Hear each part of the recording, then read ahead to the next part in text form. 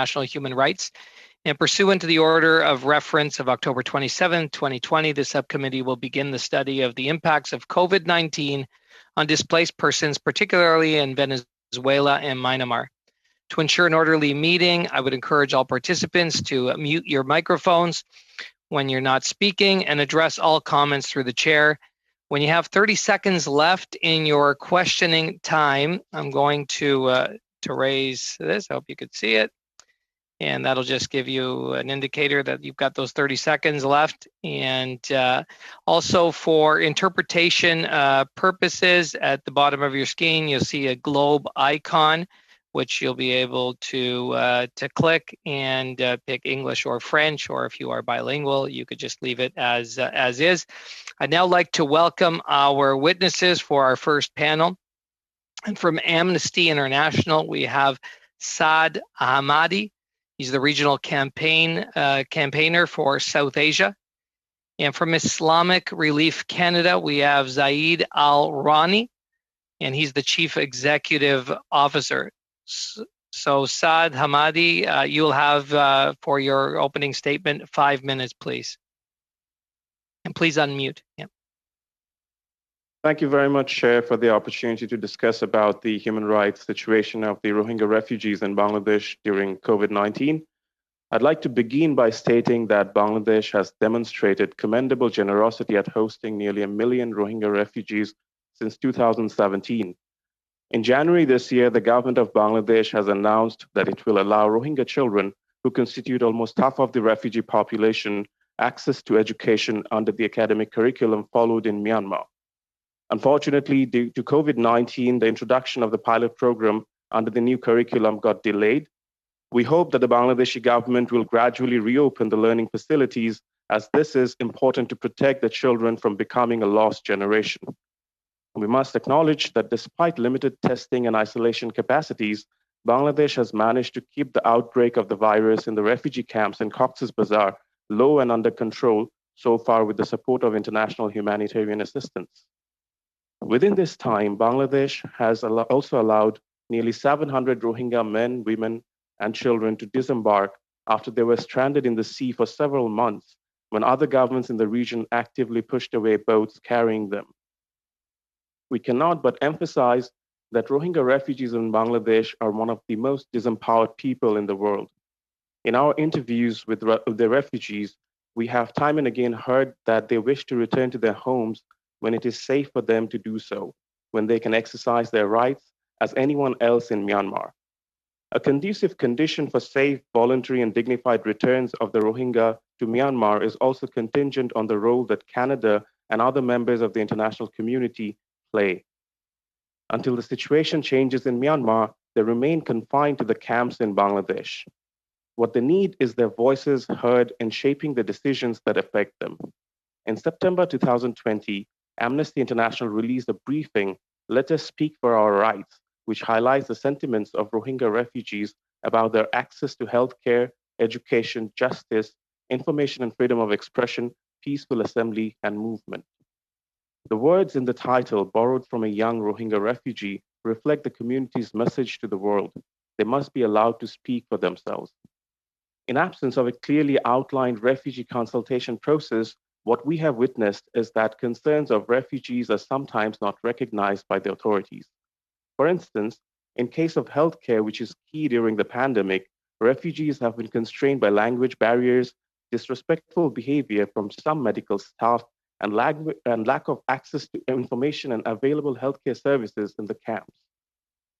Because of the persistent marginalization that the Rohingya people have experienced for decades at home and in the places where they have sought refuge, we see that they are afraid of repercussions of speaking out or sharing reservations about decisions enforced upon them by authorities. In May 2020, Bangladeshi authorities took more than 300 Rohingya refugees to Bhashanchar, a remote island at the Bay of Bengal, which has been developed by the country's navy. More Rohingya refugees have shared with Amnesty International that they could be relocated to the island very soon. They have also said that they are afraid to relocate to an island that they know very little about, but they have signed up for it out of compulsion rather than a choice. A Rohingya woman, for instance, has said that she has registered to go to the island because her husband is there. 2 others have cited lack of cooperation from camp authorities and having their shelters repaired and being advised to relocate to the island instead. A due process comprising of refugee leadership and consultation, as well as a technical and protection assessment by the United Nations, is critical to ensure that the relocation is safe, voluntary, and follows informed consent.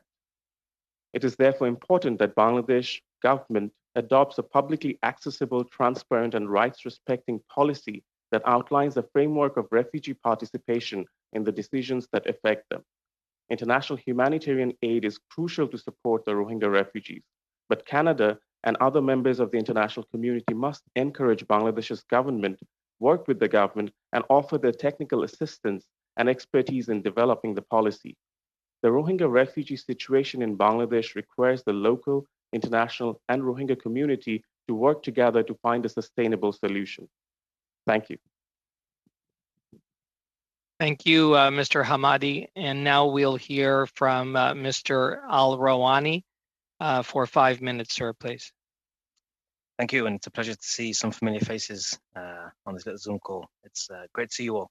The first thing I will say is I was part of the first deployment to Cox's Bazar when the refugees started streaming out of Myanmar, Rakhine State, into Cox's Bazar.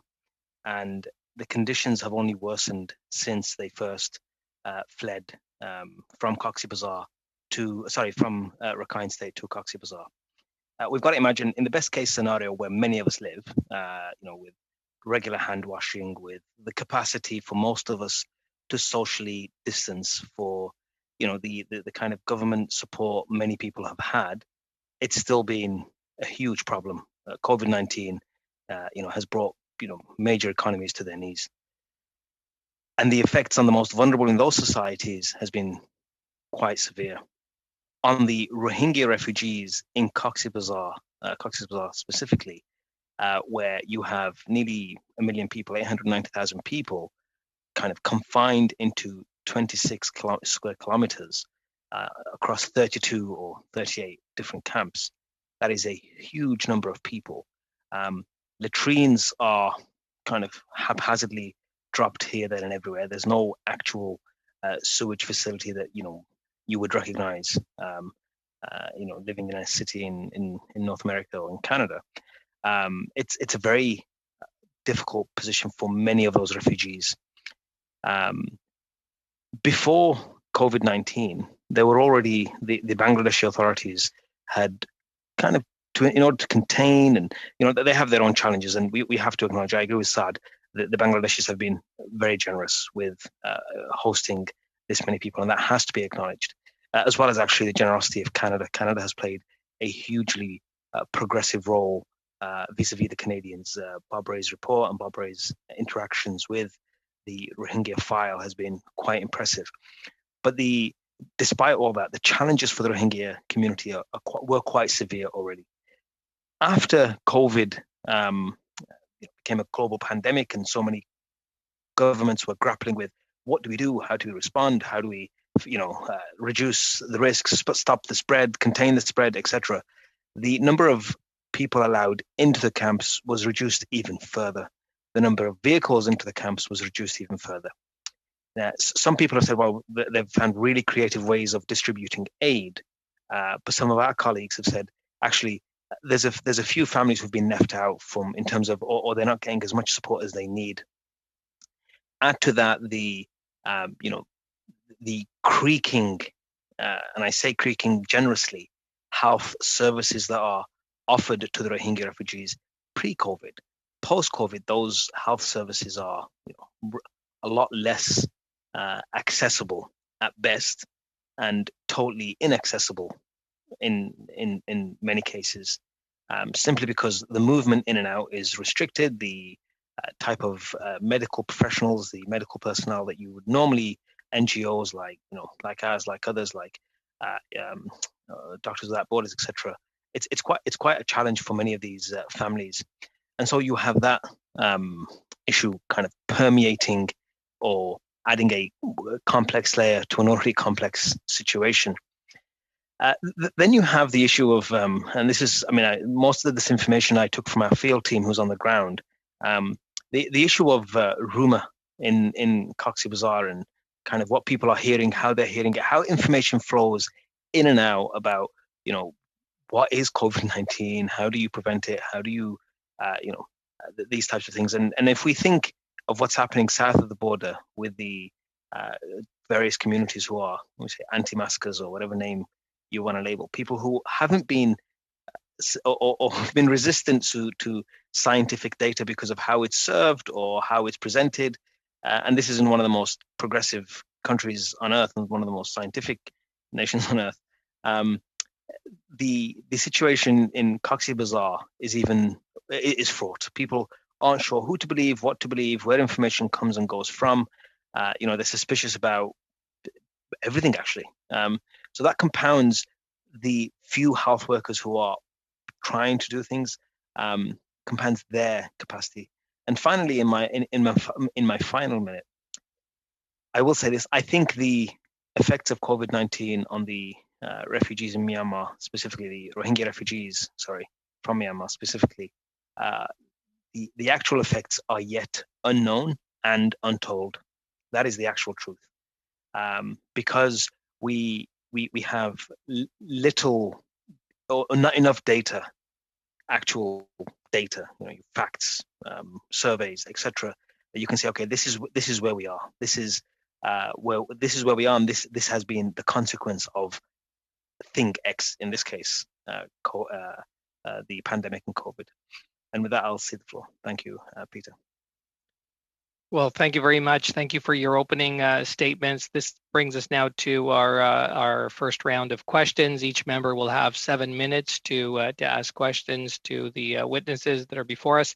And we're going to be starting with the Liberals and Mr. Zuberi for 7 minutes. Mr. Zuberi, you're on mute. I want to thank both the witnesses for being here and for sharing your testimony, your experiences, and the very, very, very important work that you do. I know that you're both experts in terms of what's happening in the Rohingya refugee camps, and that's why you're here today. I want to ask a question around long-term planning, and in your opinion, how has long-term planning been impacted by COVID-19? Have there been adjustments? Have you seen any adjustments happen on the ground? Can you enlighten us into that question?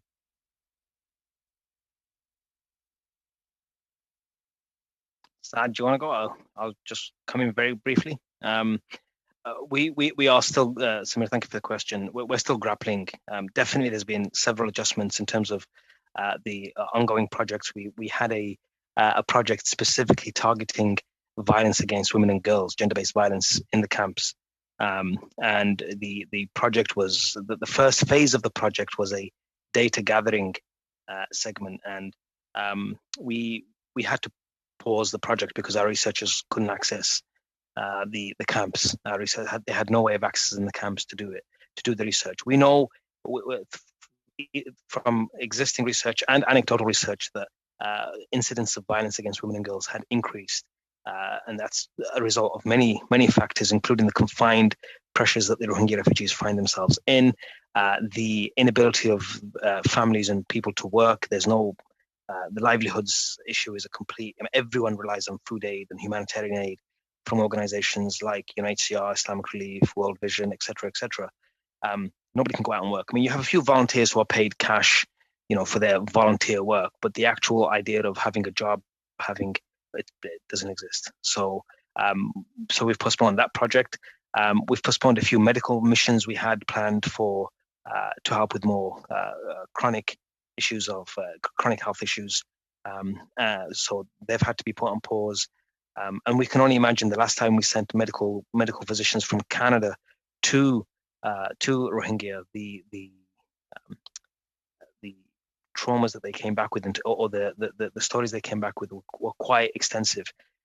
This elongated period where health professionals haven't been able to access for non-COVID related issues can only, I assume, have made things worse. And that's something that has to be kind of looked at. Thank you. Thank you, Ronnie. I think to add to what he has said very rightly is the fact that this is a protracted refugee situation. This more than 750,000 refugees who arrived since August 2017 and have added to an existing group of the Rohingya refugees who were in Bangladesh.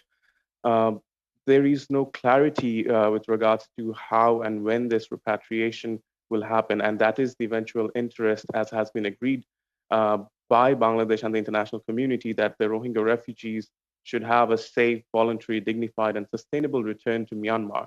And that is where the end goal is for Bangladesh. But until that happens, there are various concerns in the current setting that the refugees live. It's about 6,500 acres of land in Cox's Bazar that have been brought up by cutting hills and forests. And you have got 1 million refugees in 34 camps within that space. Now, the Bangladesh government has created a space and a remote island, as I have mentioned, in Bhashanchar, where they propose to take about 100,000 Rohingya refugees there to sort of ease the space. Point d'ordre, Monsieur le Point of order. I think there's been a problem with interpretation. Translation? Ça semble bien. Je sais pas vous. It seems okay. I mean, does it sound okay in the room? Mr. Hamadi, if you could just maybe move the microphone just a little bit closer to your mouth, please. Thank you. Sure. So as I was saying, that Bangladesh government has proposed to relocate about 100,000 Rohingya refugees to Bhashanchar, which is a remote island at the Bay of Bengal. What we are suggesting and what the refugee community themselves, as well as the international community, have time and again said is that a due process is important to ensure that the relocation is voluntary, that it is safe, and it has all the other components, the feasibility of moving the refugees to the island and to sort of share the humanitarian assistance and operations between the mainland and Cox's Bazar and Bhashanchar. So while that is one of the considerations, I think all of these really depends on refugee leadership and their participation in these decisions. Clearly, even if you're talking about a repatriation, which is at the interest of Bangladesh to ease the pressure on them, it will have to come from the refugees themselves. And given the marginalization that the refugees have faced over decades, it's important that they are empowered. This is a group of people who did not have access to education adequately, who have not been able to participate in many decisions for many years. So it's important that they're groomed up to take those conscious decisions, whether with regards to the service provisions in the camps or a relocation or a repatriation. But in all of these cases, I think what's really important that there is a clear policy outlined which ensures the refugee participation and a wider consultation with the host community who have been affected as well, and the other communities, the humanitarian agencies too. But at this time, I'm afraid that there is a clear outline such as that. Thank you. In the 45 seconds that's left, what more or 30 seconds, what can Canada do to ameliorate the situation? I think it would be important that this discussion is floored about the refugee participation in a transparent way, in a policy mechanism to ensure that there is a clarity on how refugees are involved in each of the decisions. Thank you. Thanks. Thank you. And now we'll move to Mr. Chu from the Conservatives for 7 minutes. Mr. Chu. Well, thank you, Mr. Chair. My first question is for Mr. Hamadi. From Mr. Rani testimony about the sealing off of Cox's Bazar.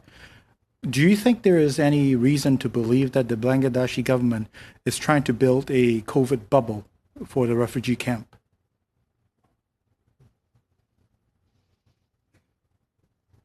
Well, the restrictions that have been put in place have proved relatively well for the refugee community, because clearly in Bangladesh, as we have seen, the spread of the of the virus has been quite at large. And it's a large population, and it's difficult to control. But I think it was to some extent essential to create that space to sort of restrict some of the access inside the camp during this time to limit the spread of the virus, and it has done quite well so in this time. But having said that, there are other concerns that have emerged as a result of the restrictions. For instance, for quite a period of time, the humanitarian and protection services were limited to only remote case management, which meant that if there were issues of gender-based violence, those would have to be dealt with over phone, and that's not always comfortable. And many refugees have not felt comfortable speaking about the issues that they have faced during this time. It has also affected the livelihood for some of the refugees who have volunteered in documentation process and other sort of activities which they couldn't do during this time. And that's precisely to do with particularly on the gender-based violence and discrimination area, because we have noticed that women particularly have said to us that they were not allowed in some places to go out of their homes, and they were not. Thank you. They're not able to share this with anyone. My next question is for Mr. Awani. Previously, we've talked about from Mr. Hamadi that the goal is to repatriate the refugees back to Myanmar. Do you think that they would have a safe home to be repatriated back to? So I've every Rohingya refugee that I spoke to when I was in Cox's Bazar said the same thing. We want to go back home. When I went to Rakhine State and I went to Sitwe and I spoke to IDPs, internally displaced people who've been kind of herded into these, what looks like, these camps, these, really horrific spaces. All of them want to stay in Rakhine State and go back to their farms. But to your question, is it safe for them to do so? It won't be safe until and unless there's a mechanism to guarantee their safety, leveraged by the international community. And Canada's done quite a superb job. Back to Samir's question, what can Canada do?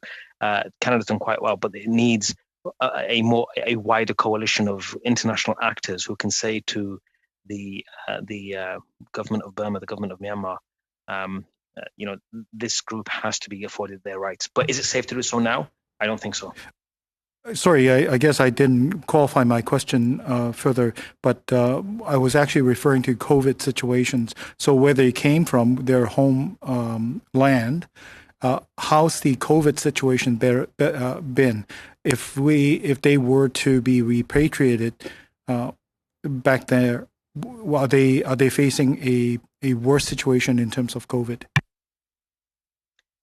I think that will be the least of their COVID will be the least of their concerns. I don't think any of them are concerned too much about COVID in the scheme of things, because the persecution and the violence they have faced and they feel they are likely to face will have a much wider impact, or a much more direct impact. Right. I got a couple questions about the Islamic Relief Canada's effort. Our research has shown us that the Islamic Relief was actually being barred from servicing and providing aids to Rohingyas in the Cox's Bazar region. Is that still true? How is that impacting your ability to help them? No. So Islamic Relief is part of a global federation called the Islamic Relief, and locally in Bangladesh, they're very active and they continue to be active. There's a few online rumors that say we are not allowed, we're banned, we're not allowed to work in Bangladesh. We absolutely are. We have an office in Dhaka and sub-offices throughout Bangladesh. However, to operate with the Rohingya community directly, you need something in Bangladesh called an FD7 license. All our work in Bangladesh has been with local partners. So we are able to operate, we are able to support the Rohingya community. We are able to go in and out.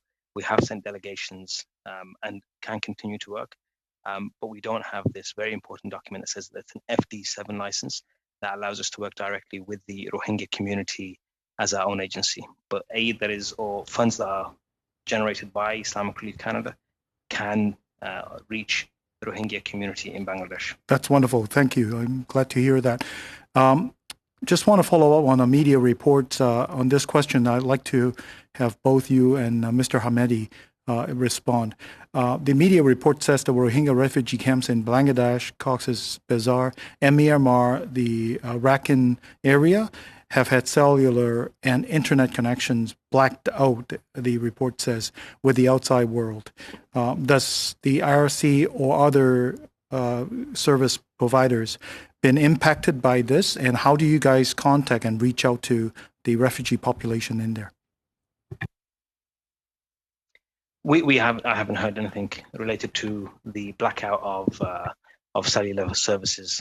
Our method of communication is mobile phones are very important, and that's how we talk, especially now when restrictions are increased and enhanced.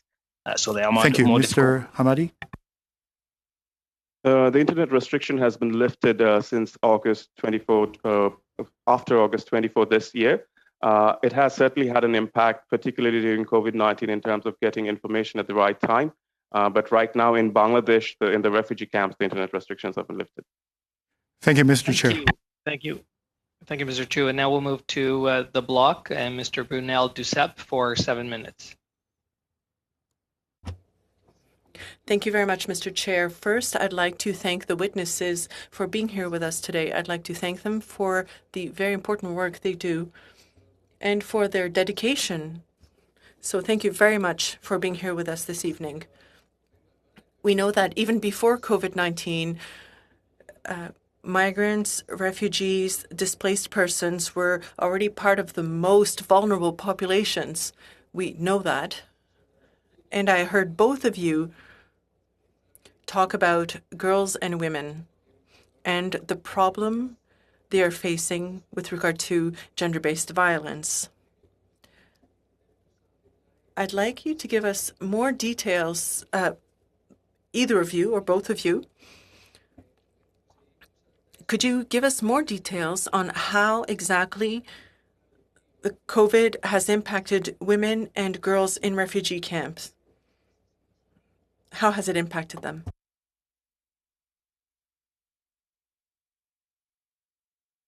Zay, do you want to go first? Sorry, I was already unmuted.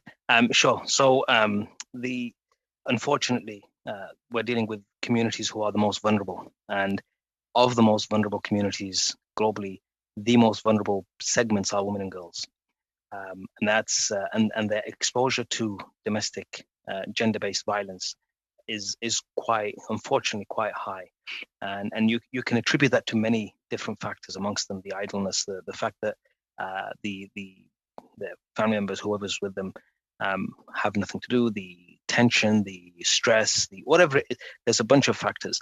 So they're more vulnerable. You also have their access to sexual and health-based rights that just unfortunately are even more restricted. So women and girls in a normal society like us here in Canada have access to all the the hygiene equipment they need. It's accessible. They have access to planning their families, when and how, and they will have children, if they will have children.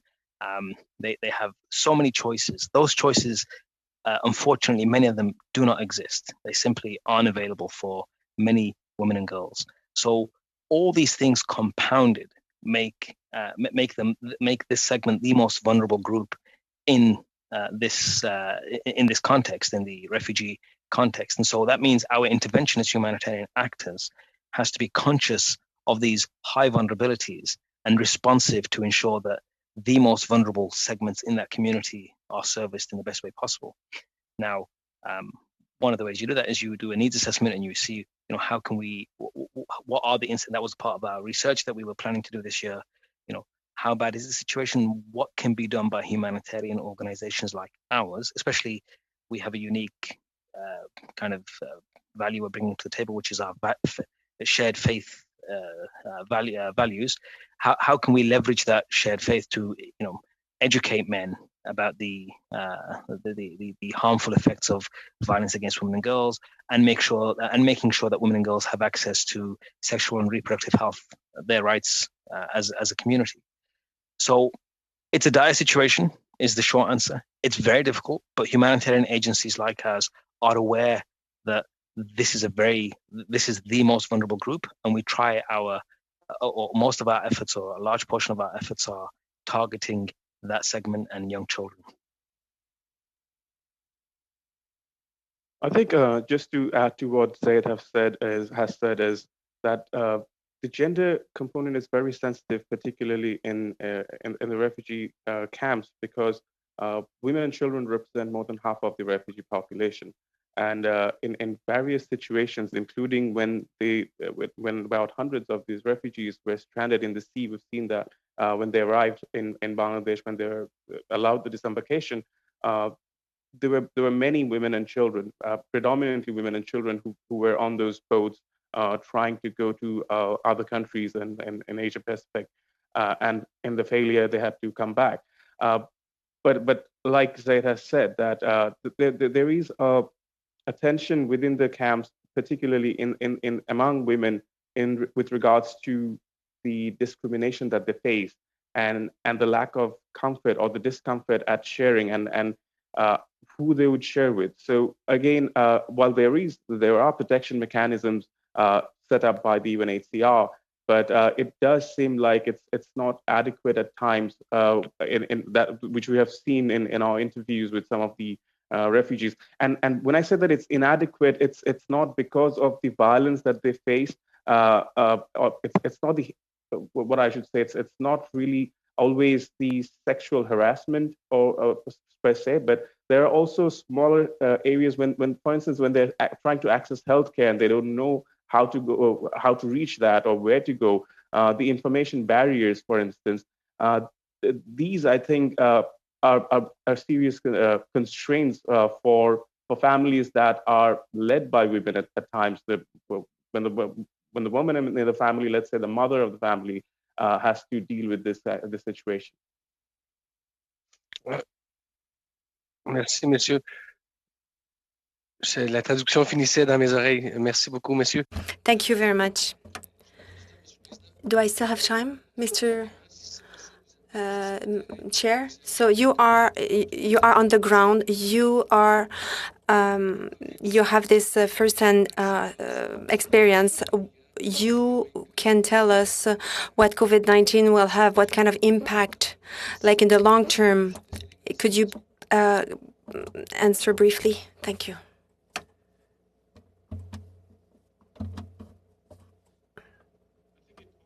To that area about how you empower the refugees to speak about their concerns, and that goes for all the genders, for men and women, and old and young, all groups of the population. Thank you. And now we'll move to the NDP and Ms. McPherson. Thank you, Mr. Chair, and I want to thank the witnesses for joining us today. It's nice to see some of you that I have had the opportunity to work with before. And thank you, of course, for your eloquent interventions today. It's very, very concerning, very worrying, of course. I'd like to start, I think, by giving Mr. Al-Rani a little bit more time to explain. I know he didn't get to answer that last question that my colleague from the block asked, but in particular, I'd also like him, if he could, to touch a little bit on the cause of the displacement in Myanmar and the factors that are exacerbating the number of displaced people that we see in places like Myanmar. Yeah, thanks so much, Heather. The easy answer, unfortunately, is it's a direct cause of Islamophobia. When we talk about hate towards minority communities, the consequence of that hate is manifest quite brutally in Rakhine State and what's happened to the Rohingya community specifically. Before I traveled to Myanmar, I thought it was a question of race and ethnicity. I thought it was the color of the Rakhine communities, the color of their skin was the primary issue, because the derogatory words that I saw on, that officials had used look at their skin, look at these disgusting people, stuff which is just abhorrent to us, to our ears. I thought, oh, this is really a race issue disguised as an Islamophobia issue. But when I arrived and I was in Rakhine State, I saw, several different communities who weren't, that different in their physical appearance to the Rohingya community in Rakhine State. I traveled to different parts of the Rakhine State when I was there, and the only distinguishing feature of this specific community was their religious makeup. And so that was quite disappointing to see. And even inside Rakhine today, they're kind of herded into camps across Rakhine State. They've had all their farms, fishing boats confiscated, their homes confiscated, their mosques closed, and they're living in these camps that, from the outside, they have barbed wire, triple entry. To get to them, you have to go through one guard gate, and a second guard gate, and a third guard gate. And you're like, where am I? And I've visited concentration camps in different parts of Europe as part of my own education, and they definitely had that feel. It was very horrible. The barbed wire everywhere, the guards everywhere. It was quite horrific to see.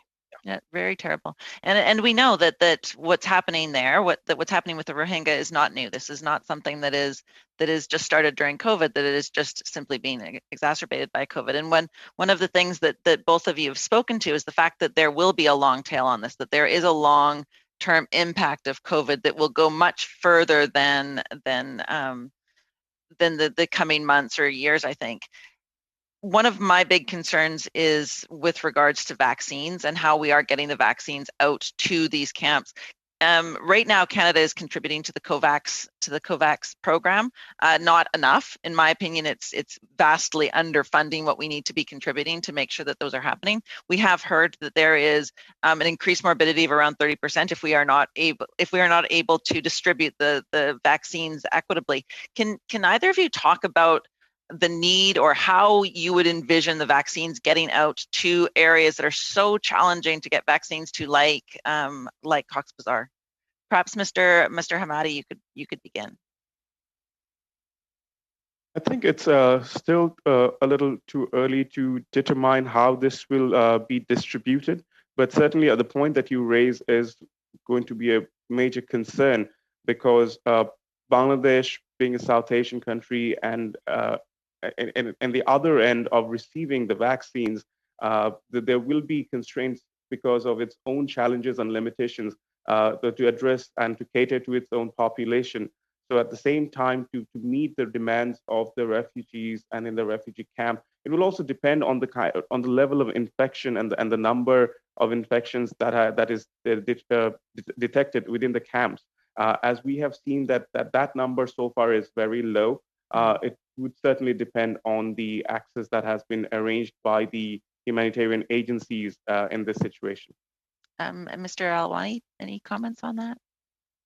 I think if we zoom out of the Cox's Bazar, which is a traditional refugee situation, and think of refugee situations like the Venezuelan refugees or the Syrian refugees, it's important to look at this from the lens of self-interest. If you have a densely populated community or group who is working in some of the most what we call essential services, now we've decided they're essential services, and in many parts of the world, refugees are servicing communities through essential services, often unfortunately in the black market with no protections.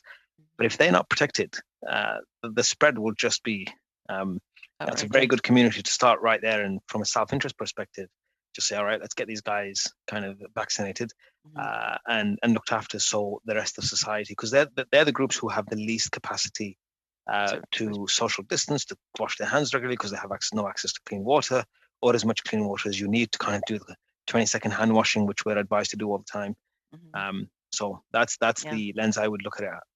Well, and I have one last question I hope I have time for. In terms of Islamic Relief and in terms of the work you do, I was incredibly impressed with civil society organizations in Canada that were able to pivot so very, very quickly when COVID-19 hit, and so innovative and so creative in how they changed their programming really on a dime. Can you talk a little bit about how Islamic Relief was able to do that, and whether or not Global Affairs Canada has been able to keep up with that, and whether you have felt that they have have managed that need for urgent action well enough? Well, thankfully we have quite a agile team, and it was very easy for us to pivot quickly, both our programming and our engagement with Canadians quite quickly. From a Global Affairs Canada perspective, if I'm being totally honest, their responsiveness has been solid. They've been listening, talking, happy to have conversations with the sector and with the space. The minister has been solid, and Karina Gould she's made herself available to the NGO space, to the international development actors. But there's always, and this is something I think we have to increase the commitment Canada is making to international development generally. I still don't think there's enough there, and we're often told that's on us as people in the sector to increase awareness of the importance of this, so there's more support for it across Canada and cross-party support across Canada. And while that's true, I still think it's important that the government take the brave step and meet our obligation to the OECD. Thank you. Thank you. Thank you. Now we're thank you, Ms. McPherson. Now we're moving to our second round of questions. These will be for 5 minutes. We members, we have time only for 2 questioners. The first will be the Liberals with Ms. Khalid, and second will be the Conservatives with Mr. Reid. So Ms. Khalid for 5 minutes. Thank you very much, Chair, and thank you, Zaid and Saad, for all of your amazing work throughout the years with all that you do. Just to follow up on a number of things that you've spoken about, Mr. Hamadi, I'll start with you. You had spoken a little bit about data and the lack thereof. So I ask you, and maybe Mr. Al-Rani can pitch in a little bit later, what is the role of the UNHCR and of Amnesty International in terms of collecting data and understanding how COVID is spreading through internment camps or refugee camps like Cox's Bazar, amongst many others across the world, and what you think that the role of data collection could be in terms of curbing that spread, but also in terms of administering vaccines. Thank you, Ikra. I think well, the UNHCR is the central agency for the refugee management in the camps in Bangladesh. And certainly they have their own data sets in terms of identification of the refugees. Each of the refugee families have their own identification numbers. And that's used to determine the different sets of information that is required, whether it regards to protection, whether it's required to the vaccine needs or health needs. And that is also done in coalition with other UN agencies such as the World Health Organization. And it really depends on the service that you're looking at. If it's about children, then of course the UNICEF comes in. But then there are all these agencies that work together. There are different sectors that have been created, such as health and education and gender and other areas in the camps. And these sectors have multiple humanitarian agencies working together to determine the problems and needs assessment. So that arrangement is there. On part of Amnesty, what we do is that we look at the rights component and see what is more important. So for instance, in the beginning of 2018, our campaign was focused on access to education for the Rohingya children. But with the emergence of COVID, the priority shifted to the participation of refugees in these different areas where they don't have a voice. And we realized that this is a central component in determining whatever the concerns are. I'll end there for Zaid to speak. Go ahead, Zaid. Yeah, I think data is absolutely crucial, and the role of the UNHCR and Amnesty International. I mean, Amnesty has a slightly different lens, and their work is really important for us and for you as legislators in terms of giving us data on the commitment to human rights, the respect of human rights for governments, both their populations and refugees. That's really, I mean, you can't do the work you do without the data they provide. From UNHCR's perspective, and with the refugee lens, they're the biggest player. Like anybody who pretends anything else with refugees specifically is in our colloquial English having a laugh. It's really important that we recognize the importance of that data and the importance. I mean, it sounds really stupid, but the importance of data and facts. And how essential they are for us making the appropriate decisions for the people we're trying to serve both here and in refugee communities. And how would you think that that data should be collected? I mean, we talked about a number of different agencies collecting data for their own separate purposes, but we're talking specifically COVID related and how we're going to eradicate COVID within, on the short-term basis within these refugee camps. What is the best way to collect data and to ensure that that we're being proactive with the health and safety of the most vulnerable of populations? I mean, speaking to people right on the ground, that's absolutely crucial. The health workers, the volunteers, if you look at the way the refugee camps are organized, the central pillar in Cox's Bazar is these volunteers from within the community themselves.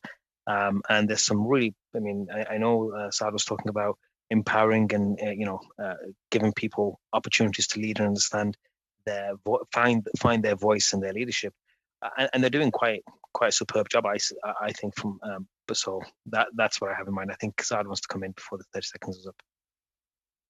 No, thanks. I think that's very important. So as Zaid said, that refugee volunteers play a crucial role in giving this data. But at the same time, I think humanitarian agencies such as MSF, the Doctors Without Borders, they also have a role, as well as the UN agencies. And on all these different data sets actually help us determine the needs. Thank you. Thank you, Ikra. And now Mr. Reid for 5 minutes. Thank you, Mr. Chair. Could I just ask our two witnesses, have either of you visited Bhasan Char? I haven't. I know of the place, but I've never visited.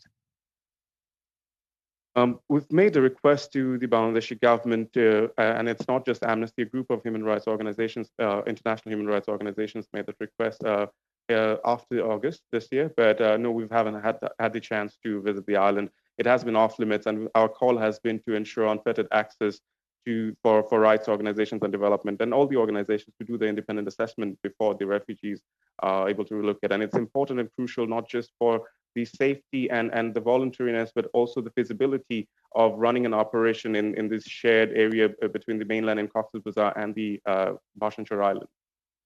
Right. But I think you're right to be concerned. While you were giving your testimony earlier, I looked up Bhasan Char, and it is a mudflat that was not in existence 14 years ago. It was essentially silt washed down during a flood. It strikes me that all other considerations aside, if there was a cyclone, I assume that the lives of every person on that island would be at risk.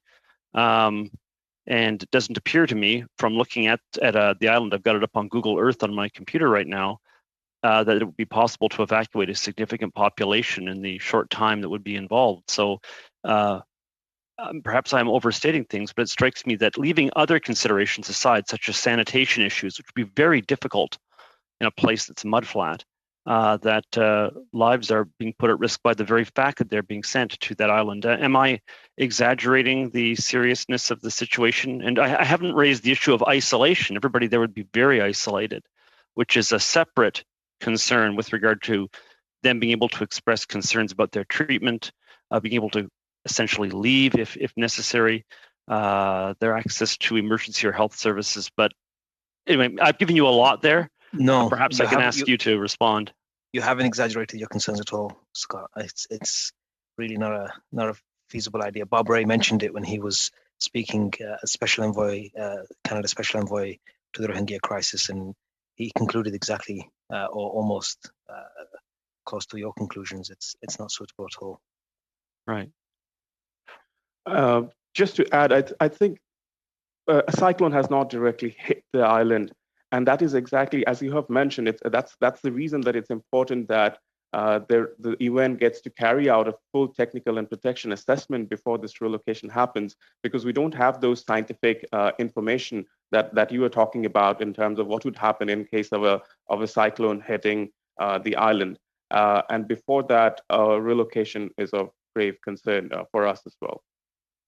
Is it the intention to place all refugees on the island, or just a proportion of them? Right now, the government's proposition is for about 100,000 refugees to be relocated there. and that would there are already about 300 refugees who have been moved, as I mentioned, in May, and there are plans to relocate more in the coming weeks and months. Okay. And it looks very, like, looking at it, there are hundreds of symmetrical buildings laid out in a very tight grid. This could not have been done inexpensively. How is it being funded?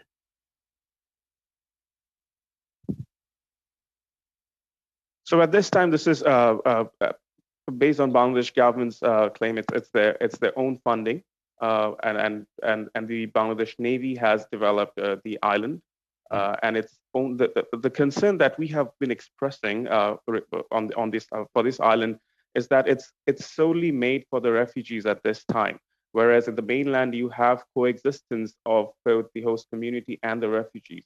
So the isolation on the island has many. We need to, I think, we should have those considerations as well about the accessibility of different groups of people, the humanitarian agencies, rights organizations, civil society, and it would really make that sense to have that coordination for the refugees and for other groups of people to have that access to the island, and how this would be arranged is not clear to us. I have only 15 seconds left, so I just want to ask a very brief question. I have the impression that a well-functioning refugee camp is one that is not a camp in the manner we think of it. It's actually a place with porous borders where people can go back and forth, interact with the community around it, potentially do work, provide services, and have some kind of independent means as a result of that. That won't happen on the island. Does that exist to some degree in Cox's Bazar, however? Maybe Mr. Alwani, I could ask you to respond. Yeah, the pre-COVID, post-COVID definitely doesn't. Pre-COVID, it existed to a certain extent. There was some, coming and going. There was some interaction between the host community and the refugee community, albeit limited. There was a lot more limits placed when the government of Bangladesh took control. But post-COVID, no, it's a lot less. I mean, and I think I had the word bubble, but there's a lot less interaction, like there is in most of the world. Lockdown is really real. Thank you. And thank you, Mr. Reid. And this is going to conclude our first panel. I want to thank Saad and Zaid for coming before us. Thank you so much for all the information you were able to share with the committee. At this time, we're going to suspend and then resume when the new panel is set up. I believe the clerk, they're getting sound checked and everything is getting ready. Shouldn't take too long. Thank you very much. Thank you, gentlemen. So we leave. Thank you, everyone. Take care. Thanks for your time. Sorry, I got. I've seen. Monsieur le Président. Oh, sorry. Yeah. Sorry. Mr. Chair. Does that? No, mais yes. Well, I'd like to thank the witnesses, and I just have a few words to say after the witnesses have left. Okay. Thank you. Bye. We're leaving. Definitely. Bye now. Thank you.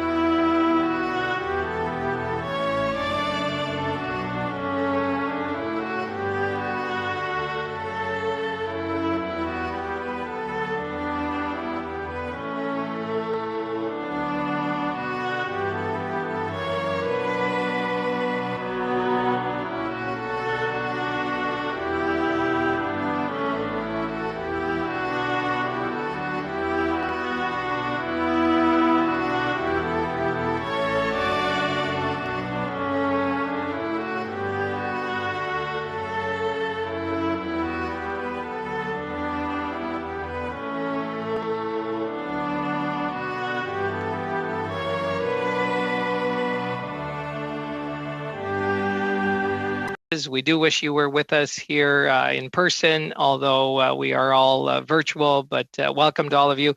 I think we've all been really introduced through this sound check process that we've gone through, but I will just list all of you. So we've got CARE Colombia, Martin Milas, Country Director, Doctors Without Borders. We just heard from Joe Beliveau, as well as Jason Nickerson, and OBAT Canada, Shujat Wasti.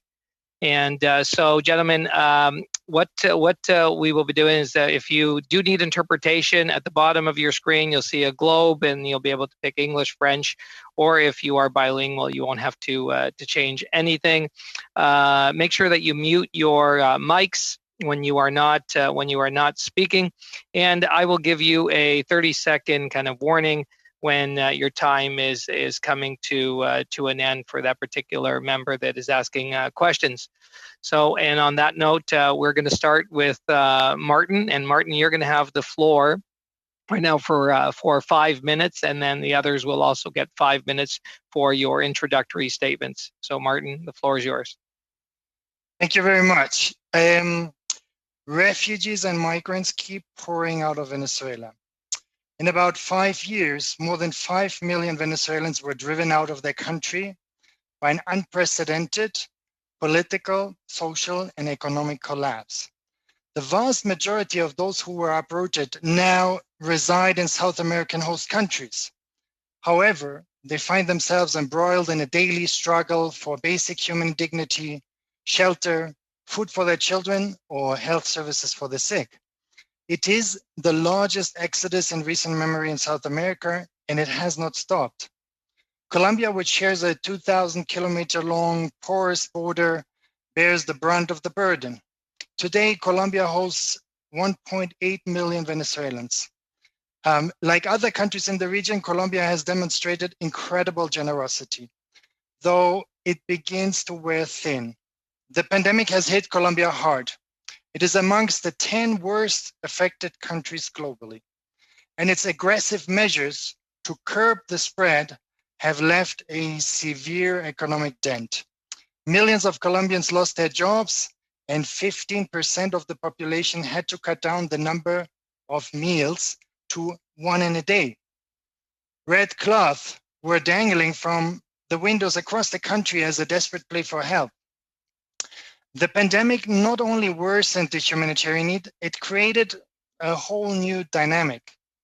Venezuelans across the region had been working mainly in informal and unregulated work. So strict quarantine measures imposed in late March cut hundreds of thousands of their income sources, and the ripple effects rocked the region. Suddenly, thousands found themselves without roof as they could no longer pay their rent. In Bogota, informal camps sprang up, and the track began as thousands ventured back to Venezuela from across the region. Some walked all the way from Chile. And by September, more than 100,000 Venezuelans had returned. As many restrictions in Colombia were lifted in September, the tide turned again. Thousands crossed the border again on a daily basis. Nowadays, though, they only have trochas to get to the other side, exposing them to the narco traffickers, guerrilleros, paramilitares, or criminal gangs. And the tragedy of disappearances in the border region is a symptom of an unacknowledged and unattended crisis, causing displacement, confinement, and a mounting wave of threats and assassinations of civil society leaders. We're talking about a resurfacing armed conflict raging wherever illegal economies thrive in Colombia. CARE works along the routes of the so-called caminantes. These are Venezuelans walking along the main arteries of Colombia, seeking to get to urban centers or neighboring countries. And due to the impact of the pandemic, they find now a reduced support infrastructure, as many had struggled to meet sanitary standards. And what we find compared to an average population, caminantes have a much larger percentage of pregnant women and breastfeeding mothers. Almost all of them are considered by CARES and our local partners, doctors and nurses, at high risk of experiencing complications. And as the health system in Venezuela has been crippled, antenatal or postnatal care have never been provided to these women or adolescent girls. Maternal deaths have been much higher in the border region than in the rest of Colombia. And this is due to the added burden of refugees and migrants, but also due to the lack of access. And what this means is being undocumented is a major factor here influencing vulnerability. And more than half have no legal status and are thus excluded from the labor market or health services. And this really drives rates of sexual exploitation and survival sex, which we found to be rampant in the border region. And survivors of sexual abuse and violence are frequently attended to by our teams. Our main recommendations are here. First, the international community needs to recognize that the Venezuela refugee and migration crisis is in full swing, and that is coming up now against host populations in South America that are already suffering from the pandemic. These people are afraid and increasingly unwilling or unable to host another wave of migrants. Second, the international community needs to acknowledge and address the ways that migration is changing dynamics in areas affected by internal conflict along the border with Venezuela and Ecuador. And finally, Women and girls require gender-sensitive humanitarian attention that supports and enables them to identify and address the protection needs brought about by displacement, conflict, and the pandemic. Thank you very much. Thank you, Martin. And now we'll hear from Mr. Beliveau and Mr. Nickerson. Thank you, Mr. Chair. I hope the sound holds up here. And thank you to the whole subcommittee for the opportunity to present to you this evening. The COVID-19 pandemic is disproportionately impacting the world's most vulnerable. For many of the men, women, and children who live in formal and informal camps, reception centers, and detention centers, COVID has been used as a justification to further impose restrictions on their ability to access the services they need. In September, with only one case reported at the time, Greek authorities imposed a quarantine on the people living in Moria camp on Lesbos Island, trapping 13,000 people in a camp that long before COVID was an overcrowded public health disaster, one that ultimately burned to the ground a few weeks after the quarantine was imposed. On the central Mediterranean, European governments, citing COVID-19 as a justification, have failed to respond to overloaded dinghies in distress in their search and rescue zones and declined a place of safety for disembarkation of NGO search and rescue vessels.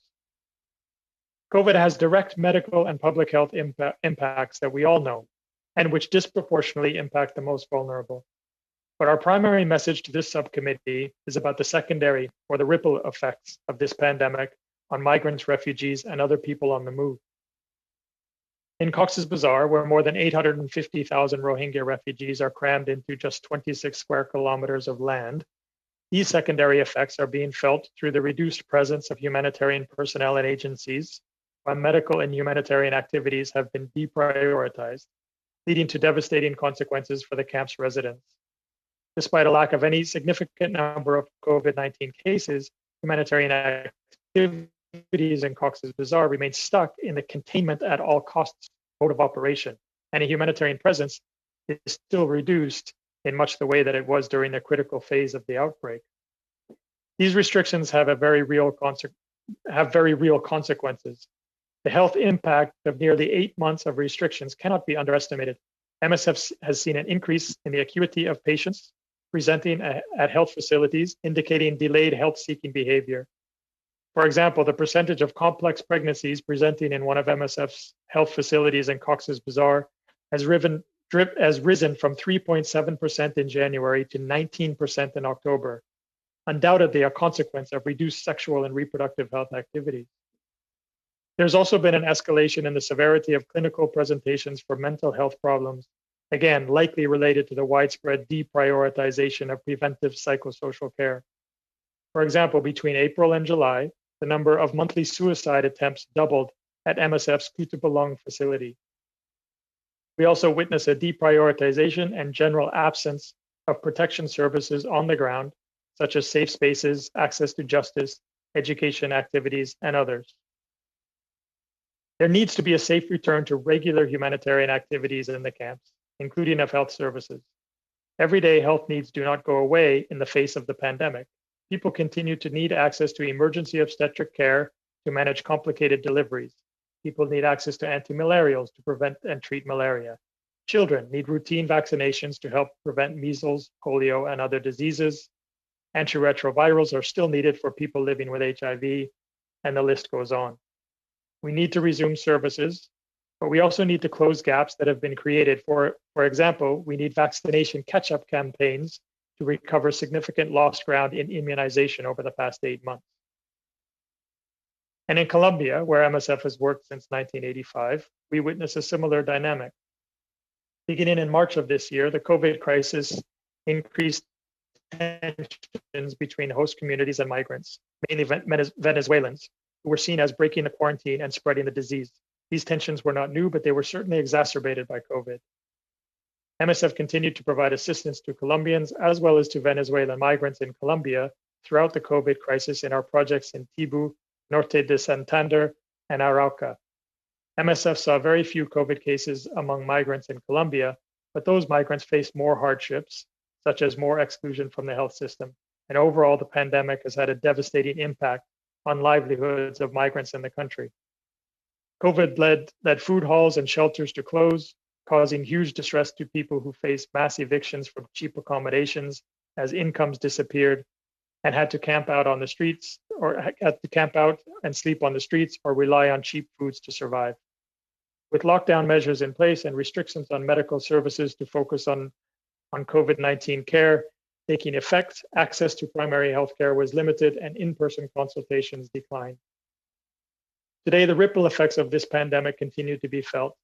MSF teams continue to see and respond to thousands of suspected and confirmed COVID cases in our projects every month. We know from experience that migrants and people on the move are often excluded from accessing health services through health systems, leading to the devastating impacts that our teams witness on the ground. Looking ahead, significant questions remain about how and when COVID-19 vaccines will reach people outside of formal health systems who lack access to routine and preventative health services and who most certainly risk being excluded from COVID vaccination.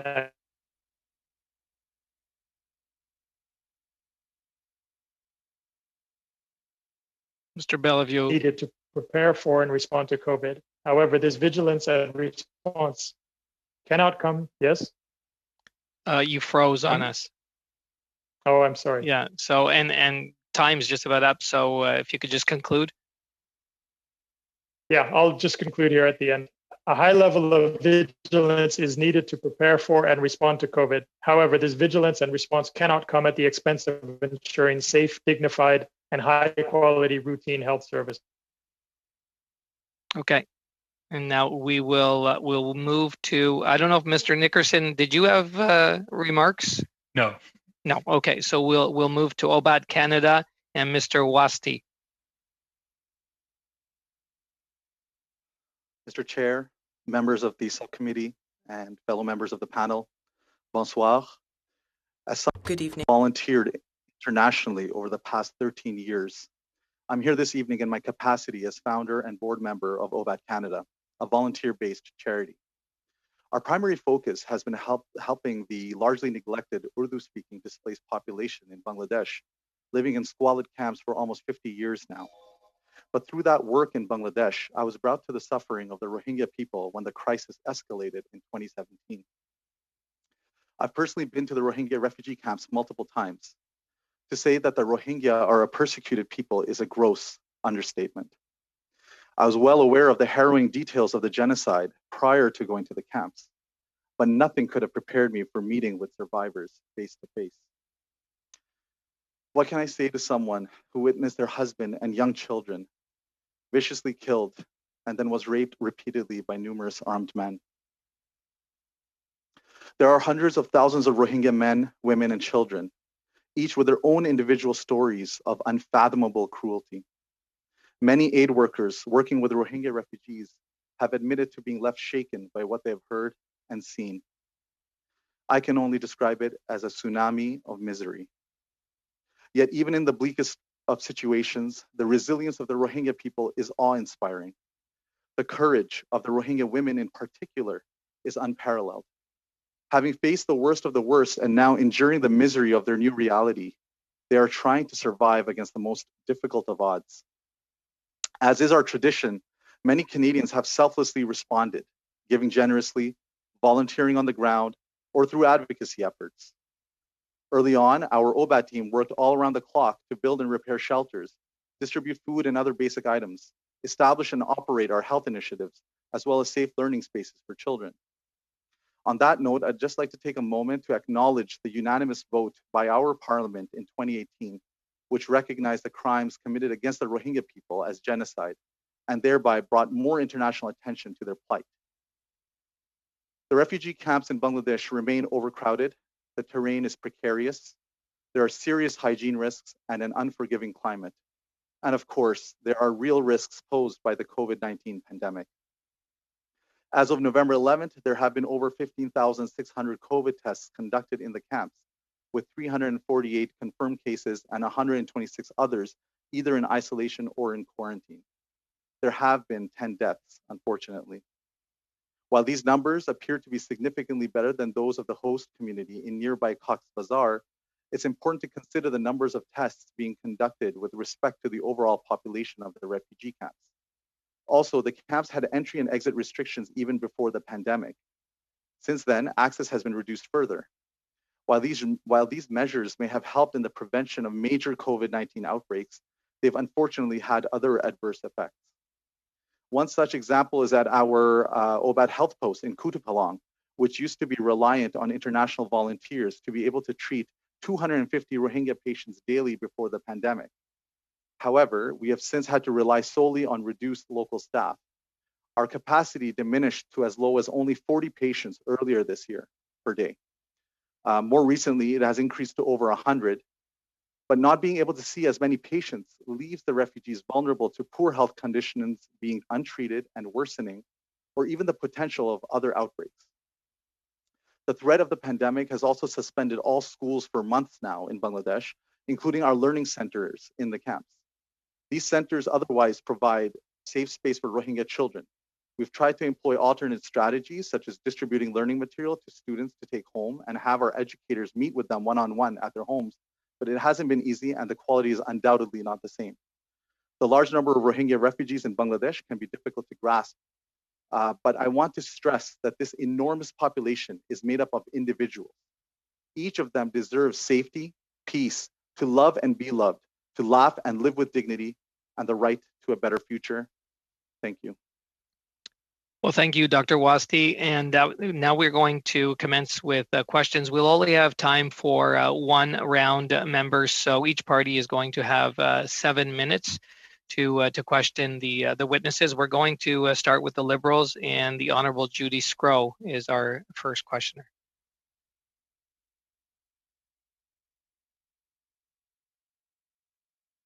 Judy, please unmute.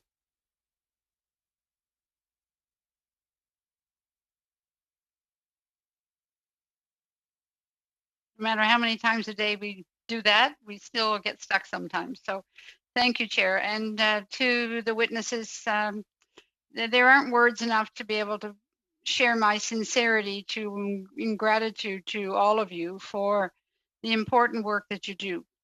You're the unsung heroes for so many people around the world, that we're all wound up here with our own issues with COVID, and we got to be reminded that there are millions of people who are suffering, and will have a much harder time ever getting access to vaccinations and to the medication and so on, if they get any of it. Can any of you mention to me what are you doing with the COVID? Are they getting tested?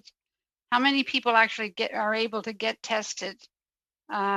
Whether it's in Colombia or it's in Bangladesh, I'm sure you don't have access to a lot of testing equipment, do you? Whoever would like to lead off with that, Mr. Beliveau.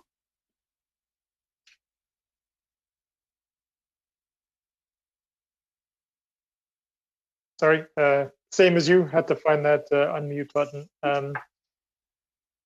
Thanks for the remarks. I mean, in terms of testing, yes, we do testing. I can't give you data or figures, and testing has been an issue. I mean, it has been a problem, getting access to tests and getting real visibility on how extensive the problem is and how it's been evolving. Even bigger than the testing problem, though, is really, I come back to kind of the secondary impacts, the stigmatization that has gone along with certain groups, especially migrant groups. We've seen that in the Mediterranean. We've seen it in the camps in Cox's Bazar in Colombia amongst Venezuelans, and also the justification of COVID as a way to restrict movements. So movements of people who may get stuck at borders and put in quarantine, or movements of within camps to health facilities, or movements of the humanitarian responders themselves to be able to get access. And that's while testing is important, and we do it, we see that the bigger issues that we're facing, the bigger humanitarian crises that we're facing, is the secondary effect. Dr. Wasti? Yeah, no, I would just echo what Mr. Beliveau just said. And as I mentioned in the opening statement, that our capacity had to be diminished. What also we've had to do to adapt our health post to the new COVID reality is to designate an isolation corner, as we call it. So it's our space is obviously already limited in our health post.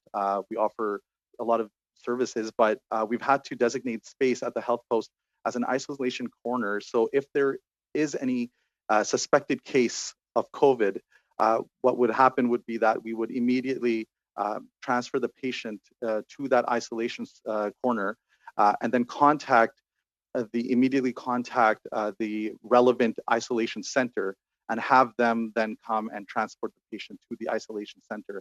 So it's required some level of procedural changes. The space being constrained as before has had to be even more, we've had to be a bit more efficient with our space. So there have been some health-related changes that have had to be implemented for our health post. I think from what you've all said and what our previous panel mentioned as well, frankly, I think the coronavirus is probably just one more of those awful things that everybody's having to deal with, and it's probably secondary to a lot of people. Mr. Miles, could you talk a little bit more about the Venezuela issues and what's continuing to happen over there? How are the states handling immigration controls, or how are they dealing with immigration, those particular areas that you mentioned, and how is that affecting the rights of migrants? I think at the moment is just that since March, the borders are closed. So there's basically there's no way to enter the country in any kind of regularized way, going through migration in the area that we work in Norte de Santander and along the routes of the Caminantes. There was like big crossings, and there was thousands of people every day crossing in a regularized fashion. So that's not happening anymore. So the borders are closed. We are not sure. There was some expectation that in November it might open again, but yesterday the president announced that the sanitary emergency was extended until the end of February next year. So we don't really expect now any kind of border to be open, but the border is porous, as I mentioned. So we talk about, the trochas that I mentioned. These are illegal crossings. The estimate is around 100, a little bit more than 100 are there that people are using. And there's a huge presence of non-state armed actors. So it really incredibly increases the risks of crossing. People are being asked to pay. There's a real, another pandemic of disappearances in the border region. There's forced recruitment into those groups. We talk about guerrilla groups, but there's also narco traffickers. There's paramilitary groups, all kinds of groups, because there's also at the same time a region. It's the highest or the second highest region where the coca plantations are actually, where there's a lot of presence of the coca plantations, and that of course attracts a lot of these groups. The migrants not aware of the situation, so they're being drafted into the groups. There's human trafficking. So it Thank really. you very much, Mr. Marlis. I see my time is up. Thank you all for the information. Thank you to all of you. Now we will move to the Conservatives for 7 minutes, and with Mr. Reid. Thank you, Mr. Chair. Actually, I'd like to get you, Mr. Miles, to ask you some additional questions. The first thing I wanted to ask is your expertise is with regard to Venezuelans in Colombia. I gather a majority of the 5 million Venezuelans who've had to leave their country are actually in Brazil. Is that right? About 1.5 million in Colombia, and most of the rest are in Brazil? No, they are, I think the 1.8 million, that's the official figure, are actually in Colombia. Okay. And then the other countries are, it's like Chile. Chile has a very large number, Peru and Ecuador. There's a smaller number in Brazil. Okay, I stand corrected then. Thank you. you've described in considerable detail the treatment in Colombia and the dangers in Colombia. Is it less bad or equally bad in other countries? So we have presence also. We have programs and long-standing presence in Peru and Ecuador, and there's our experience is, I think a main difference that I think is very important is that, for example, in Ecuador, there is access to the health system. You don't have to be regularized, you don't have to be a legal documented migrant in order to have access to the health system and other public services. While in Colombia, that's the case. And that's a real, that's a huge structural problem for the refugees and migrants here. Right. One of the problems with COVID is, of course, that it causes the healthcare system to be beyond capacity. So we've all heard, even in Canada, it is news how bad the pandemic has been in Ecuador in particular. In a situation like that, are the non-nationals sent to the back of the line? No, that's a good question. I would say yes. There's a huge problem. I think one of the panel members had also mentioned, that there is xenophobia. There's hostility. There's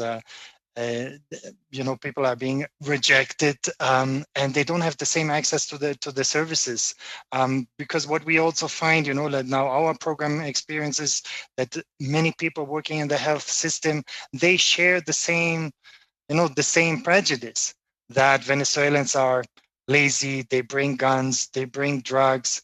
There's a whole kind of xenophobic narrative.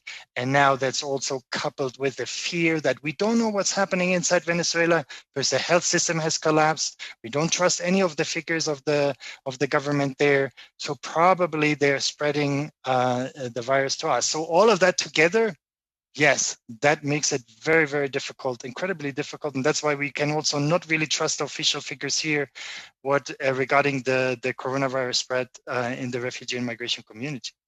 Right, that's very easy to believe. Looking at the numbers, just quickly, because again, we're comparing the Rohingya in Bangladesh to the Venezuelans in Colombia and elsewhere. I just observed that in Colombia, the rate of COVID, if we are to trust official figures, is about 7 times as high as a percentage of the population as it is in Bangladesh. Is it the case that it sounds like they don't believe that they've got it under control, but are they experiencing a second wave of the sort that we have here in Canada, where things are actually seen as getting worse, and there's a public policy response that we should be trying to shut down economic activity? Is something like that going on? I ask this in part because I assume many Venezuelans literally must work in order to actually be fed. They don't have the option of going home and living off their savings or off some kind of government relief. I think we have seen the peak here at the end of August, because of all these aggressive measures that were taken very early. So it took longer to reach that first peak. And since we don't have seasons here, we don't have the winter now. So we don't really, it's on a high level, but it's stable at the moment. It fluctuates between 6,000 to 8,000 new cases on daily basis. So it seems at the moment, but it's a bit like, it's a very fragile situation. So everybody is expecting there might be a second wave, but what we are seeing is it's more regionalized. You find certain region where there are spikes, but on the general picture looks stable at the moment. Thank you. Mr. Beliveau, I get the impression that of all our witnesses, you're the one who has the widest range of international experience at your fingertips. You mentioned, for example, the situation in Lesbos, which is outside the area that we're studying, but looking at best and worst practices, it's relevant to look at other places. When you look at the different situations in the world where refugees and migrants are dealing with, among other things, issues associated with COVID and the other health effects that are caused by the existence of COVID, where would you point to say that it's being done better than elsewhere. The public policy response, the response of the authorities. Let me ask, I'm going to ask my colleague Jason Nickerson to respond to that one. Sure, thank you.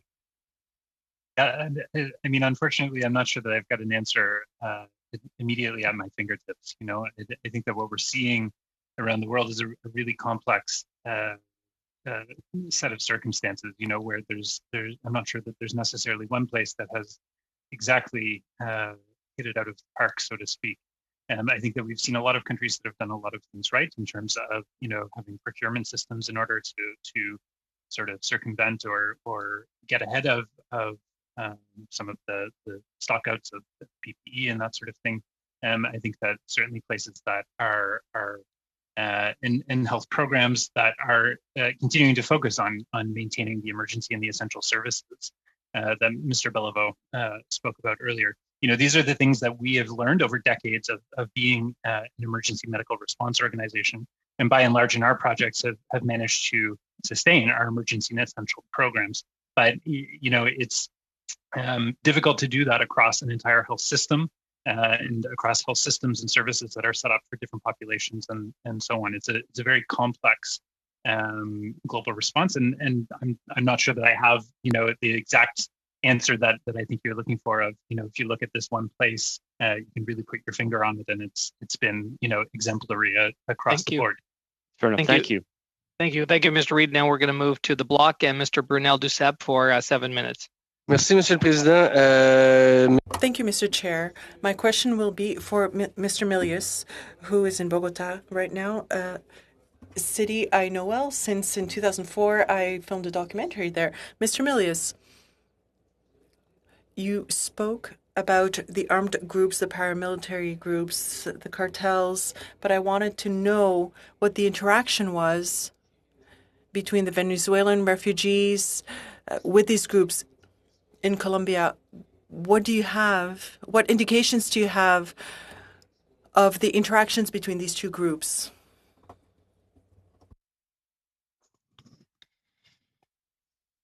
The first, you know, the main evidence is in Norte de Santander. There's an area. It's that was also mentioned by another panel member. It's called Tibu and Catatumbo. It's the north of Norte de Santander and the border region, and that is really a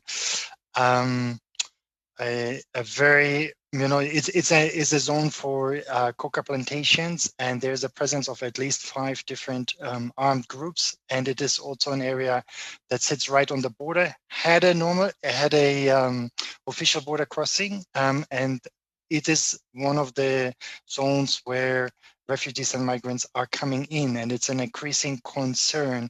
There's disappearances.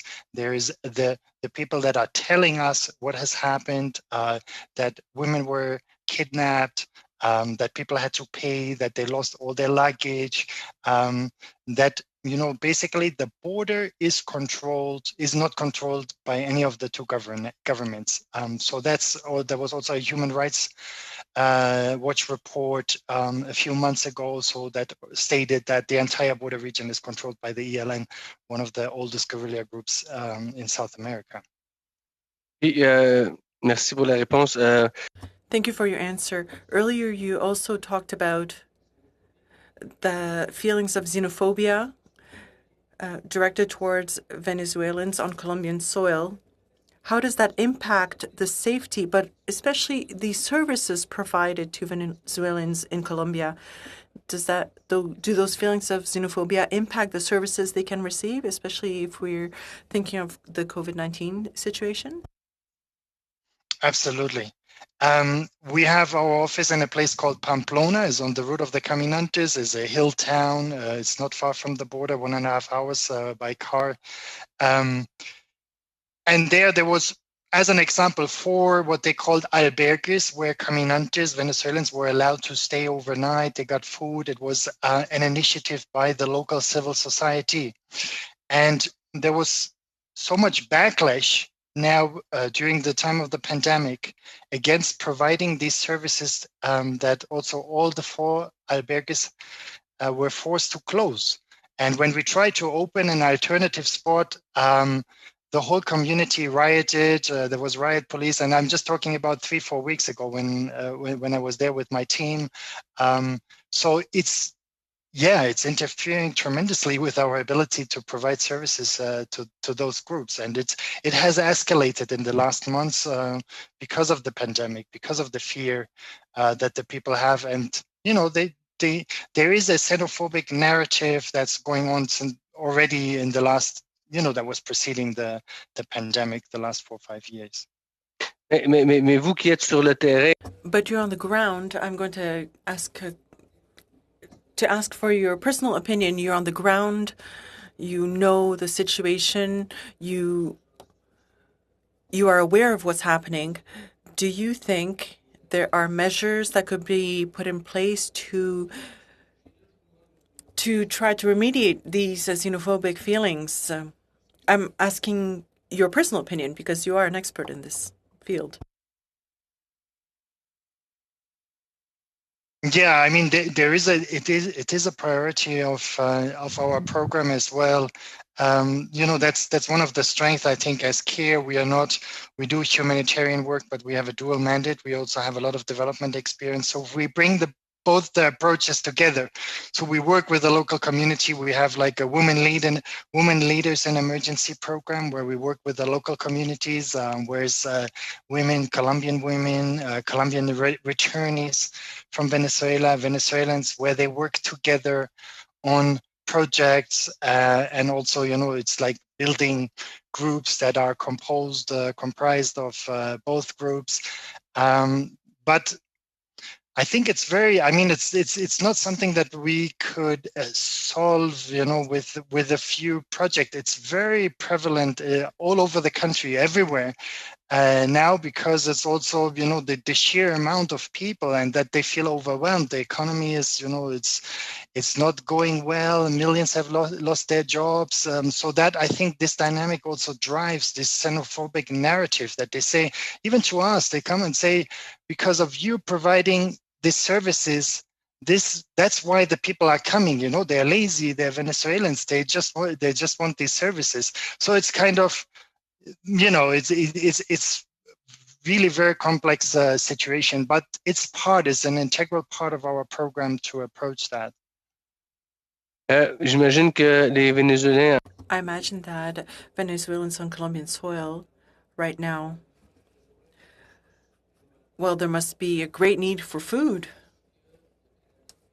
What can Canada do to contribute on that front? I think that'll be my last question.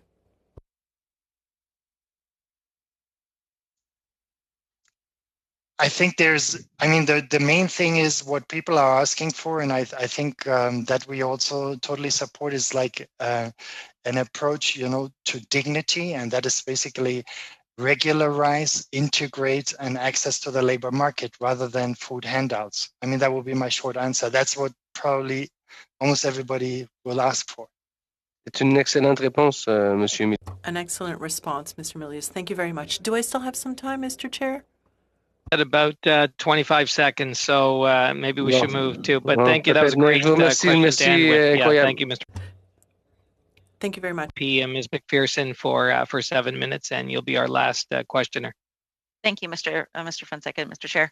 And I do want to thank all three witnesses for joining us. If I have time, I hope to get a question to each of you. I actually was sitting in on the Foreign Affairs Committee today just before this, and we were looking at very, very similar issues. So my first question, actually, I'd like to put to Mr. Bellevue, if I could. In the beginning stages of COVID-19, the High Commissioner Blanchette called on governments to ensure human rights were not violated under the guise of exceptional or emergency measures. Now, you've sort of touched on this and discussed this slightly, but can you talk a little bit about to what extent COVID-19 has increased human rights violations? What have been the most common types of human rights violations that observers have witnessed during the pandemic? Oh, did I lose? No, sorry. And what you would like to see Canada do as a response to that? Thanks for that question. I'll start and I'll ask Mr. Nickerson to round it out. But thinking of human rights through our lens, the lens of humanitarian response. We're concerned with access to healthcare. We're concerned with access to food, access to water. And yes, we have very real, very tangible examples where the restrictions on people's movements, forced quarantine or forced to stay in confined locations has diminished people's lack of access to those three things. And again, in that two-way, the way that it were, in terms of people's access to move around to access such services, and in terms of humanitarian actors like MSF being able to move around to deliver those services. And I'll ask Mr. Nickerson to round that out. Absolutely. I mean, one of the first messages that we had at the beginning of this is that it's absolutely essential that public health measures that effectively curtail people's abilities to move around need to be proportionate and need to be respectful of people's human rights and their ability to access things like health services and health systems and basic necessities. This is been, I would say, a recurrent theme that we've seen, which is that the measures that are often imposed in the name of public health can be quite severe if you're talking about effectively quarantining an entire population of people somewhere. The example that was given earlier of Moria camp, I think, is a good example of that, right? In the sort of early days of identifying cases in the camp, the whole camp was effectively quarantined. So this is self-defeating when you have people who are being quarantined in a camp that is already a public health risk scenario, right? People are, it was overcrowded, a number of different things. And so now you're quarantining people because there is a communicable disease among that population. I mean, these are not decisions that are justifiable from a public health perspective. And of course, we think of quarantine from our own perspectives, and this is a very, very different reality that we're seeing in some of these situations. And so my next question actually will go, I would actually like to ask Mr. Wasti a question about his experience within the Rohingya camps. You had spoken, I believe, about education and how that was something that was lacking. We know right now that the government has promised a program for refugees and displaced children, an education program. It has not come out. Can you speak to the urgency of supports for education programming to come out as fast as possible? I don't think it can be understated that the experience that we've had, for example, I'm just going to draw a comparison where the Urdu-speaking displaced population camp, which have been in Bangladesh for 50 years, that's 50 years, that's multiple generations that have been living and languishing in these camps. We don't want the Rohingya to become another similar situation. And so the way to definitely to help them get out of this and for them to be able to be empowered and to be able to voice their own, be their own advocates, it definitely requires for the Rohingya children, for the Rohingya to be educated.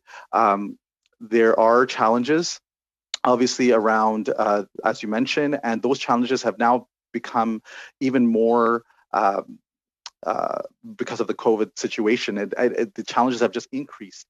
The curriculum, the Bangladesh had, the government of Bangladesh had allowed they had a change of opinion, and they had allowed us NGOs and for schools and a curriculum to be set up. But of course, that was still, from my understanding, it was a few months away. But now, because of the COVID situation, that has become an even further, we're even further from that reality to actually come into being. So what we have right now are learning centers or temporary learning centers, which they're not, we're not talking about a full curriculum. However, they do provide a safe space for the children, a place where they can come, take refuge from the refugee camps, to see each other, to sing songs, learn basic education skills.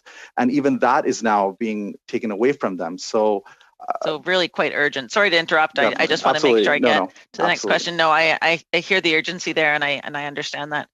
My last question would be for Mr. Mallis from CARE. I know CARE has done phenomenal work around the world in terms of poverty alleviation. What I'm interested in is that dynamic where we see humanitarian response, the immediate humanitarian response, but the need in the long term for international development support.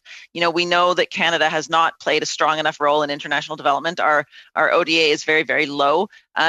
If you could talk about how how humanitarian is important right now, but how if we don't have development, then we're not actually going to be helping COVID. It's not going to work in the long run. That's a very inelegant way of asking you that question. I apologize. No, thank you very much. Yeah, it's. I mean, now the word we're using for this is the nexus programming. No, it's like that there is a recognition in the industry that you cannot just focus on the humanitarian, kind of that is the immediate life-saving emergency type of assistance. But what is needed here after people arrive, I'm saying we are supporting the caminantes on the route, and that is a life-saving emergency intervention. But they will reach at a city. They will reach at Bogota, Medellin, Cucuta, and they require, and they're left to their own devices. And there's a real gap here, in that kind of programming, because the Venezuela crisis, the regional crisis is underfunded. When you compare that with the Syria crisis, we talk about the investment is around $200 in every Venezuelan and $2,000 in every Syrian. So you find the real gap is here that most of the donors are saying, no, we just want to focus on the emergency, the life-saving part. And the other one is left. I mean, everybody talks about that gap. It's in all the reports of all the UN, and everybody has in the strategy. But to get funding for livelihood programs, let's say, for integration support, has been so difficult. I worked for 8 years in the Middle East, and now here I find it mind-boggling that we have a situation like this. Well, thank you for taking on the time. I'm sure that was my time. Yes, that was. And thank you so much, Ms. McPherson, and thank you, Mr. Mailias. And I want to thank all of our witnesses on behalf of our committee that you are, as the Honorable Judy Scrooge said at the outset, are unsung heroes. Thank you very much. We feel it. We heard it through the questions here, and thank you for the tireless work that you do and around the world for those in need. Thank you. Okay. So thank you as well. Thank you. And members, we are going to suspend now. We're going to resume in camera. So I think everybody should have those details, and if we could do that as quickly as possible so that we can conclude. Thanks. Thank you, gentlemen.